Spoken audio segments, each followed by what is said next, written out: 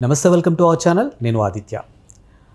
వరద బాధితుల నిమిత్తం వైఎస్ఆర్సీపీకి సంబంధించినటువంటి అధినేత కానీ లేకపోతే ఆ పార్టీ కార్యకర్తలు కానీ కనీసం బాధితులకు ఒక్క పులిహోర పొట్లం కూడా పంచలేదంటూ ఈరోజు AP home minister Anitha fire అయ్యారు. మరి ఇప్పటికే వైఎస్ఆర్సీపీ అధినేత ₹1 విరాళం అంటూ ప్రకటించారు. మరి ఆ ₹1 ఎక్కడ ఖర్చు పెట్టారు, ఎవరికి ఇచ్చారంటూ ఆమె మీడియా ముఖంగా ప్రశ్నించడం జరిగింది. సో మరి ఇదే అంశం గురించి మాట్లాడడానికి ప్రస్తుతానికి మనతో పాటు స్టూడియోలో ఉన్నారు ప్రముఖ senior journalist and political analyst CS Rao garu. సార్ని అడిగి మరిన్ని విషయాలు తెలుసుకుందాం. సార్ నమస్కారం. సార్ నమస్తే.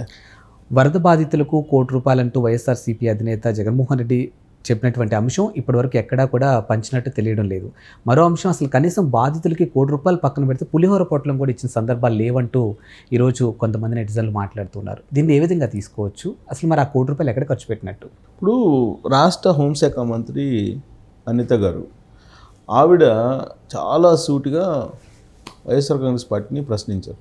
ఏంటంటే, ఒక్క పులిహోర ప్యాకెట్ అయినా మీరు పంచారా వరద బాధ ప్రాంతాల్లో? పైగా జరిగినటువంటి సంఘటన విపత్తు. ఈ విపత్తుని రాజకీయాలు చేయటానికి ముందుకు వస్తున్నారు. పోనీ రాజకీయాలు చేశారు, మీరు వచ్చి ఒక పులిహోర ప్యాకెట్ అయినా పంచారా అని ప్రశ్నించారు. నిజంగా కూడా ఆవిడ ప్రశ్నించినట్టు వైఎస్ఆర్ కాంగ్రెస్ పార్టీ వాళ్ళు అసలు ఉన్నారా లేదా అనేటువంటి పరిస్థితి ఈ విపత్తు సందర్భంగా మనం ప్రస్తావించుకోవాల్సిన పరిస్థితి వచ్చింది. జగన్మోహన్ రెడ్డి ఏమన్నారు? ఓడిపోయిన తర్వాత నాకు 40% ఓట్ బ్యాంక్ ఉంది, నేను ఓడిపోవచ్చు, 11 మంది ఎమ్మెల్యేలని కలిగి ఉండొచ్చు, కానీ నాకు 40% ఓట్ బ్యాంకు, బలమైనటువంటి పార్టీగా మేము ఉన్నాము, ప్రజలు ఆదరించారు అని చెప్పారు ఆయన. మరి జగన్మోహన్ రెడ్డి ఆ విధంగా చెప్పినప్పుడు నీకు అంతే బలంతో పనిచేయాలి కదా జగన్మోహన్ రెడ్డి గారు. ఇప్పుడు 40% ఓట్ బ్యాంక్ ఉందని చెప్పారు కదా ఆయన. చెప్పినప్పుడు ఆ 40% ఓట్ బ్యాంకు ఉంది అని చెప్పి దానికి తగిన విధంగా అయితే ఆయన సహకారాలు అందించాలి కదా. గెలుపు ఓటములు అనేది అది సహజం, ఎవరికైనా సరే. గెలిచినప్పుడు కానీ ఓడినప్పుడు కానీ ఒకేలాగా ఉండాలి. గెలిస్తేనే నేను ఆంధ్రప్రదేశ్లో ఉంటాను, తాడేపల్లిలో ఉంటాను, ఓడిపోతే నాకు ఆంధ్రప్రదేశ్తో సంబంధం లేదు, ఆంధ్రప్రదేశ్ ప్రజలతో సంబంధం లేదు అనే భావన ఇప్పుడు కలిగేలాగా జగన్మోహన్ రెడ్డి గారు వ్యవహరిస్తున్నారు. కారణం ఏంటంటే, ఇప్పుడు ఆయన ₹1 ప్రకటించారు. ఈ మధ్యకాలంలో ఆయన ఆడికి వచ్చి బాధితుల దగ్గరికి 2 సార్లు వెళ్ళారు. 2 సార్లు వెళ్ళి నేను ₹1 ఇవ్వాలనుకుంటున్నానని చెప్పి ఆయన రివ్యూ మీటింగ్లో, వాళ్ళ లీడర్ల రివ్యూ మీటింగ్లో ప్రకటించారు. ఆ ₹1 ఎప్పుడు ప్రకటించారు, ఎవరికి ప్రకటిస్తారు, ఎవరికి ఇస్తారు? ప్రశ్న.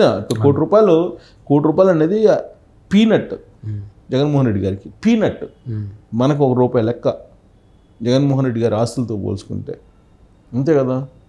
ఆయనకి దాదాపు 33,000 కోట్ల కిట్ ప్రోకోకు సంబంధించినటువంటి షార్ట్ షీట్లు ఉన్నాయి. సో దాన్ని మనం మల్టిప్లై చేసుకుంటే బహిరంగ మార్కెట్లో దాదాపు 3 లక్షల కోట్లు. దాంట్లో ₹1 అనేది పీనట్. సరే, దాన్ని ఘనంగా ప్రకటించారు. ఆ ప్రకటించిన దాన్నైనా సరే మీరు ఎక్కడ ఖర్చు పెడుతున్నారు, ఎవరికి ఇవ్వాలనుకుంటున్నారు అనేదైనా ఉండాలి కదా అట్లీస్ట్. ఇప్పుడు ఆయన చెప్తున్న లెక్కల ప్రకారమే 3 లక్షల మంది నిరాశ్రయులు అయ్యారు అక్కడ. 3 లక్షల మంది నిరాశ్రయులు అయినప్పుడు ఎంత సహాయంగా ఆయన ప్రకటించాలి, ఆయనకే తెలియాలి కదా. ఆ లెక్క బ్రహ్మాండంగా తెలుసు జగన్మోహన్ రెడ్డి గారికి. ఎందుకంటే ఆయన బిజినెస్ మ్యాన్. బేసికల్గా ఆయన mind set, business mind set అనేది ఆయన గురించి తెలిసినటువంటి వాళ్ళు చెప్పేటువంటి మాట. మరి 3 లక్షల మంది నిరాశ్రయులు అయింటే మరి ఎంత ప్రకటించాలి ఆయన? ₹1 ప్రకటించేది. సరే, అదైనా ఇప్పటివరకు ఏదైనా ఇచ్చారా ఎవరికంటే? ఇవ్వలేదు. ఇవ్వకపోగా ఆయన ఎక్కడున్నారు, ఆంధ్రప్రదేశ్లో ఉన్నారా ఇప్పుడంటే గత 2 రోజుల నుంచి 2-3 రోజుల నుంచి ఆయన అసలు ఆంధ్రప్రదేశ్లో లేరు. పోయి బెంగళూరులో వెళ్ళారు. బెంగళూరులో యలహంక ప్యాలెస్లో ఉన్నారు అనేది ఆయన గురించి చెప్తూ ఉన్నారు. అక్కడ ఏం చేస్తున్నారంటే డీకే శివకుమార్ తోటి రాజకీయపరమైన మంత్రాలను సాగిస్తున్నారు. కూటమిని ఏ విధంగా విచ్ఛిన్నం చేయాలనే దాని మీద ఆలోచిస్తున్నారు అనేది పొలిటికల్గా వస్తున్నటువంటి ఒక న్యూస్. బీజేపీలో వైఎస్ఆర్ కాంగ్రెస్ పార్టీకి సంబంధించిన కోవర్ట్లు కొంతమంది ఉన్నారు. వాళ్ళని యలహంక ప్యాలెస్కి పిలుచుకొని మాట్లాడుతున్నారు. ఇక్కడ చంద్రబాబు నాయుడు గారేమో వరదల్లో చిక్కుకున్నటువంటి వాళ్ళని ఆదుకునే ప్రయత్నం ఆయన చేస్తూ, ఆయన హడావుల్లో, ఆయన బిజీలో ఆయన ఉన్నారు. ప్రభుత్వం వైపు నుంచి అటు లోకేష్ కానీ లేదంటే ఇతర మంత్రులు కానీ వాళ్ళు సహాయ కార్యక్రమాల్లో వాళ్ళు మునిగి తేలుతున్నారు.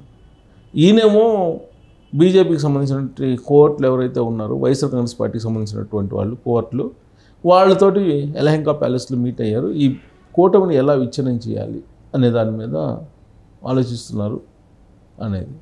ఇప్పుడు వాళ్ళ పేపర్లో ఏం రాయించారు, దాదాపు 82 లక్షల రూపాయలు పవన్ కళ్యాణ్కి ఏదో ఛాంబర్ కోసం ఏదో రిలీజ్ చేశారని చెప్పి జీవో నెంబర్తో సహా వేసి ఏదో చేశారు. అసలు పవన్ కళ్యాణ్ ఎక్కడా కూడా ఛాంబర్లకు ఆయన ప్రత్యేకమైన ఛాంబర్లు అవసరమే లేదని చెప్తున్నారు. ప్లస్ ఆయన నాకు జీతమే వద్దన్నారు. ప్లస్ ఆయన ఇప్పుడు 6 కోట్ల రూపాయలు 2 రాష్ట్రాలకి సహాయం ప్రకటించారు. అలాంటి వ్యక్తిని టార్గెట్గా చేస్తూ సాక్షి మీడియా టార్గెట్ రాస్తుంది.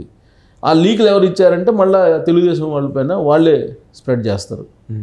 అంటే ఇంటర్నల్గా బీజేపీ, తెలుగుదేశం పార్టీ, అలాగే జనసేన మధ్య గ్యాప్ అయితే పెంచాలి అనేటువంటి ఒక రాజకీయపరమైనటువంటి వ్యూహం అనుకోండి, కుట్ర అనుకోండి, ఏదైతేనే జగన్మోహన్ రెడ్డి గారు బెంగళూరు కేంద్రంగా తీసుకుని యలహంక ప్యాలెస్లో రచిస్తున్నారు.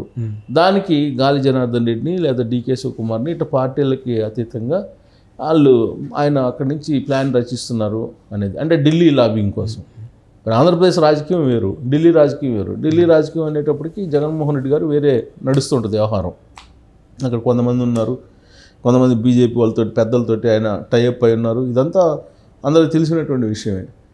అయితే ఇప్పుడు ఆంధ్రప్రదేశ్లో నెలకొన్నటువంటి పరిస్థితులని దృష్టిలో పెట్టుకొని అనిత గారు చేసినటువంటి కామెంట్ ఏంటంటే, ఒక్క పులిహార ప్యాకెట్ అయినా పంచలేదబ్బా జగన్మోహన్ రెడ్డి గారు, మీరు వచ్చి ఒక మాజీ ముఖ్యమంత్రి అండి, మీరు ఒక్క పులిహార ప్యాకెట్ అయినా పంచండి అండి మీరు అని చెప్పి అంటున్నారు. అసలు ఏ ముఖం పెట్టుకుని మళ్ళీ రాబోయే రోజుల్లో ప్రజల మధ్యకి వస్తావు నువ్వు? ఇంత విపత్తు సంభవిస్తే ఈ విపత్తుని ఎదుర్కోవడానికి ప్రభుత్వానికి సలహాలు సూచనలు ఇవ్వకపోగా సహాయం చేస్తున్న ప్రభుత్వాన్ని ఇబ్బంది పెట్టడానికి బెంగళూరు వెళ్ళారు మీరు. సో కాబట్టి మీరు బెంగళూరు నుంచి ముందు రాండి అని చెప్పి ఆవిడ సెటైర్లు వేస్తూ ఆ బెంగళూరు నుంచి ఎలాంటి రాజకీయాలు చేస్తున్నారు అనేది కూడా ఆవిడ బయట పెట్టారు. ఏంటి, రాష్ట్ర వ్యాప్తంగా గతంలో వినాయక చవితి సందర్భంగా వినాయక విగ్రహాలు పెట్టుకుంటే ట్యాక్స్ వేశారు జగన్మోహన్ రెడ్డి గారు ముఖ్యమంత్రిగా ఉన్నప్పుడు. దాన్ని ఇప్పుడు తీసేస్తూ ఆ జీవోని, అప్పుడు పాత జీవోని రద్దు చేశారు. రద్దు చేసి పవర్ పెట్టుకున్న వాళ్ళకు ఏమో 100 రూపాయలు నామినల్గా ఏదో ఛార్జ్ చేస్తున్నారు, అంతవరకే చేస్తున్నారు. దాన్ని వైఎస్ఆర్ కాంగ్రెస్ పార్టీ వాళ్ళు డిఫరెంట్ కోణంలో ప్రొజెక్ట్ చేశారు. ట్యాక్స్ గతంలో కంటే ఎక్కువ వసూలు చేస్తున్నారు అనే యాంగిల్లో ఫోకస్ చేశారు.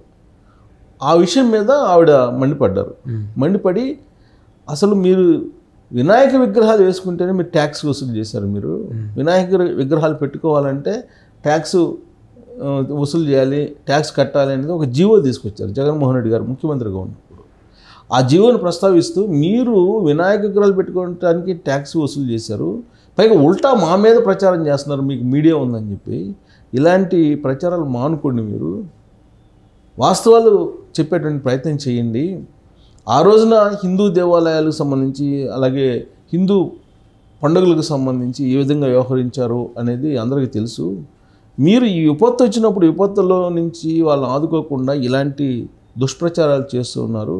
ఇప్పటికైనా మైండ్ సెట్ మార్చుకోండి. ఆంధ్రప్రదేశ్కి మేలు చేయకపోయినా పర్లేదు, కీడు చేయడానికి మీరు సాహసం చేయొద్దు. అక్కడి నుంచి యలహంక ప్యాలెస్ బెంగళూరు నుంచి మీ నెగిటివ్ మైండ్ను మార్చుకోండి అని చెప్పి హితబోధ చేశారు హోంశాఖ మంత్రి. సో ఆవిడ వినాయక చవితి సందర్భంగా వాళ్ళు ట్వీట్లు చేసి ఆవిడ మీద, ఆవిడ డిపార్ట్మెంట్ కదా హోంశాఖ, పర్మిషన్స్ అన్నీ ఇచ్చేది పోలీస్ డిపార్ట్మెంట్, అవన్నీ దానికి సంబంధించి ఆవిడ రెస్పాండ్ అయ్యి ఒక పులిహార ప్యాకెట్ అయినా పంపించాయా బెంగళూరు మహారాజా అని చెప్పి ఆవిడ తనదైనటువంటి శైలిలో విమర్శ చేశారు. అంటే ఇవన్నీ కూడా ఏంటంటే పేపర్ ఉంది కదా, మీడియా ఉంది కదా, సొంత మీడియా అని ఏది పడితే అది చేస్తే కనుక ఇలానే ఉంటుంది, రాజకీయంగా డ్యామేజ్ అవుతారు. ఇప్పుడు నిజంగా సహాయం చేస్తారా చేయరా తర్వాత సంగతి. ముందు ఒక మాజీ ముఖ్యమంత్రిగా 40% ఓట్ బ్యాంక్ ఉందని చెప్పుకుంటున్నటువంటి మీరు ప్రజల మధ్య ఉండాలి కదా. ప్రజల మధ్య లేకుండా బెంగళూరు వెళ్ళటం ఏంటి, అసలు బెంగళూరులో ఉండటం ఏంటి? అసలు ఈ రాష్ట్ర చరిత్రలో ఎప్పుడైనా ఉందా ఇలాంటి పరిస్థితి? ఒక విపత్తు సంబంధించినప్పుడు ఒక మాజీ ముఖ్యమంత్రి, ఒక పార్టీ అధినేత పోయి అక్కడ కూర్చున్నారని అంటే అంతకన్నా వైఎస్ఆర్ కాంగ్రెస్ పార్టీ అసలు ఉందా లేదా అని విశ్లేషణ చేసుకోవాల్సిన పరిస్థితి ఏర్పడింది. Thank you sir. Thank you.